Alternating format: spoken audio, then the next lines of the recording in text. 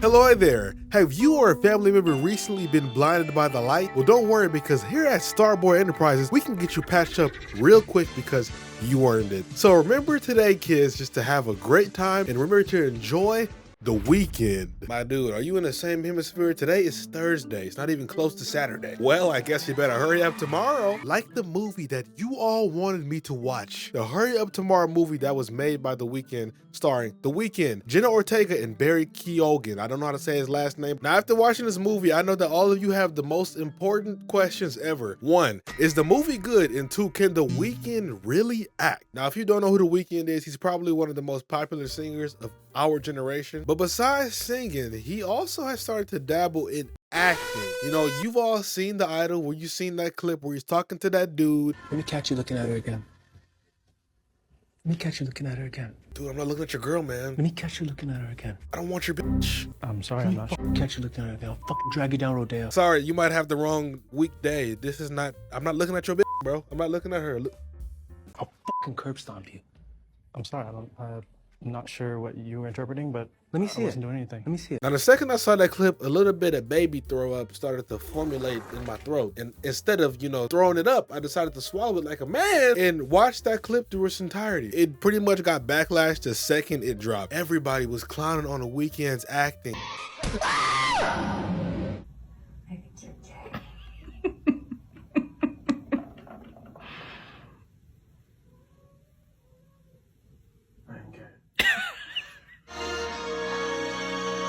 Don't be scared. Jeepers creepers. Now, Hurry Up Tomorrow is basically a close-up on The Weeknd's life. What I assume the troubles that he goes through on a daily basis. It's an insomniac musician who's on the verge of a mental breakdown, and then he's followed mysteriously by a weird fan. That weird fan being Jenna Ortega. But in this movie, her name is Anima, and I'll get to her later. Now, when this movie first begins, for the first 4 minutes of the movie, The Weeknd literally doesn't say a single word. All he does is those vocal warm-ups from the High School Musical movie where Sharpay is like, "Ma." That is a very interesting shot to start a psychological thriller on. And then you think that when the first 4 minutes is up that he's gonna start speaking. No. The Weeknd doesn't do that yet. He doesn't start speaking yet because he's going to be mysterious. And I get it, Abel. Sometimes it's just nice to be a quiet, observing person. But you can't do that in a movie that is supposed to have words and dialogue. If you're trying to build up your character to be digestible to the average person watching the movie, then you have to explain a little bit of who you are, what you're doing. And if it had even the most simple voiceover, like, okay, another tour. Man, my throat's killing me.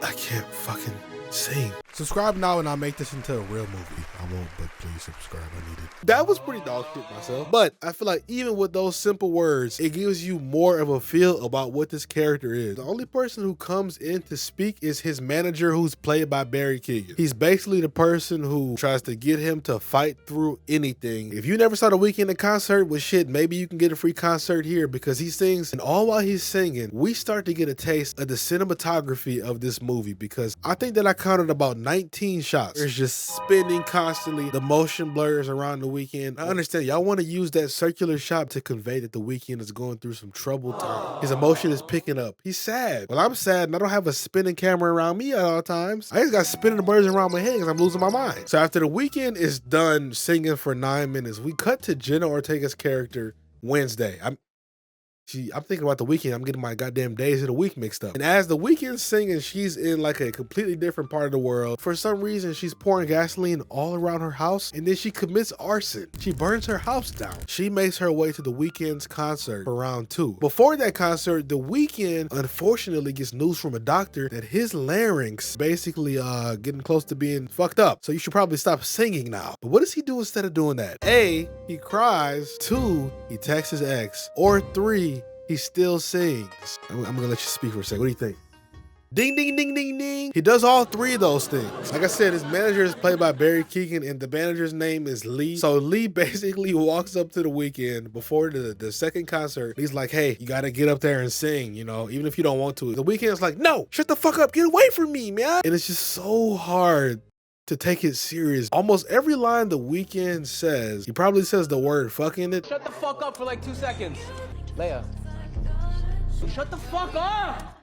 I'm trying to hear it. I feel like just because you use the word and scream it at the top of your voice, it doesn't make it emotional, especially because he has more of a softer voice. So just hearing him trying to be more aggressive is just super weird. It was weird in the Idol and it's still weird now. So Lee walks up to him. He's like, hey man, you gotta get up there and perform, man. Drop self-down, you're fucking invincible. You're not a regular human being. You're basically a god. So then he gives him what I assume any god would want. He gives him six little bumps of cocaine. Then he goes out there and performs, you know? Great time, right? And everything's smooth except the fact that he can't fucking sing. This all happens within the first 40 minutes. Jenna Ortega's character doesn't say many words. Anima and The Weeknd connect eyes at the 40-minute mark. One more thing that this movie unfortunately suffers from is the slow pan-ins and the dead silence. That's like probably like 90% of the movie. Barely any talking. So if you a mime in France, go ahead and get you a baguette, sit down, and you can watch Hurry Up Tomorrow. You don't have to say a word because neither do they. But when you have so much dead space while a scene is happening in a movie, it makes it extremely hard to build the character's depth to make you actually care about what happens to them in the movie. Jenna barely has any character development. The Weeknd barely has any character development. I feel like the person with the most character development in the entire movie, unironically, is The Weeknd's manager, Lee. He damn near got the most lines out of anybody else in the entire movie. But like a baby fresh out the womb, The Weeknd can't just stop crying and weeping in this movie. I literally counted how many times did The Weeknd cry in this movie. First off, he cries at 26 minutes in the movie. Then he cries at 31, 37 minutes in the movie. Again, 43 minutes, 46 minutes, then an hour and 11 minutes, an hour and 12 minutes, an hour 18 minutes, hour 23 minutes, hour 28 minutes in, hour 32, and an hour 36 minutes in. That is about 13 times The Weeknd has cried in this movie. But him and Anima connect, and then they go on like a little bit of a date. He's like, you want to get out of here? And he's basically trying to like show her like the world, right? They go to like the pier in GTA 5 where they have that Ferris wheel. They go to that. But in the weirdest way ever, they both wear full masks while they're out in public, and it's not even Halloween. If bro would have just worn like a COVID mask with some sunglasses, he probably would have had a lot better chance of not getting caught. Yeah, babe, they'll never find me out of having a mask. Hey, Abel, is that you? No. I think you got the wrong guy, bro. I'm Spider-Man. No, it totally is you. I recognize that soft, velvety voice from anywhere. Why do you have a mask on? Shut the fuck up. Shut up. Are you trying to be secretive? So they basically have a wonderful time. They get to his hotel and they basically just chill and talk for the rest of the time. But it cuts to black in The Weeknd's base. He whispers to her. He's like this. He's like, don't leave me. He tells her that, and then the next day she wakes up ecstatic and he's basically like a brain dead NPC. He doesn't respond to what she's saying. He's walking around busy. She finally gets his attention, and then we have that famous clip that's currently going viral on TikTok. Hope you able Shut the fuck up. Shut the fuck up. Shut up. What are you doing? What the fuck are you doing? The sudden switch in his character is very weird. Maybe he was just high as shit. No, let me get it in. Let me get it in. And then the next day, he basically just like, okay, please leave. Bye. I have to go on tour. Bye-bye. Shut the fuck up. After he crashes out on her, she basically clocks him in the back of his head. He wakes up and he's tied up. And in the weirdest thing ever, she starts to sing all his songs. He explained what these lyrics mean, and The Weeknd's just like, oh, you bitch. Let me go. What kind of kinky shit is going on in that room?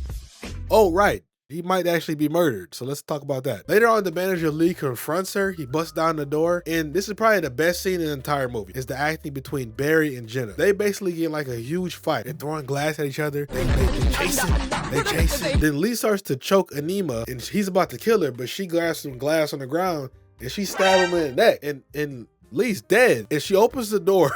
She opens the door. The Weeknd just sees Lee dead like that. He's there like this. With a tear in his eye, of course. And then Jenna's character decides she had enough. She's gonna go in there, she's gonna pour some gasoline, also another Weeknd song, on his body and light him on fire. But just as she's about to do that, The Weeknd starts singing and crying at the same time. And somehow that magically works. She lets him go, and The Weeknd starts to slowly transition back into the exact same spot that he started the movie with, where he does this. You know, and then the movie is done. That's the ending of the movie. Now, is The Weeknd's acting bad in this movie? Yes. Yes, it is. Is it better than the Idol's acting? Yes. Yes, it is. I feel like he's slowly improving at acting, and it's starting to become more enjoyable to watch. It's still not there yet, you know? I think he needs to start off with a role. Maybe he should try to do comedy. I feel like him starting off with the dark stuff, and he got that soft you know, very soft voice, like a, you know, like a modern day Michael Jackson.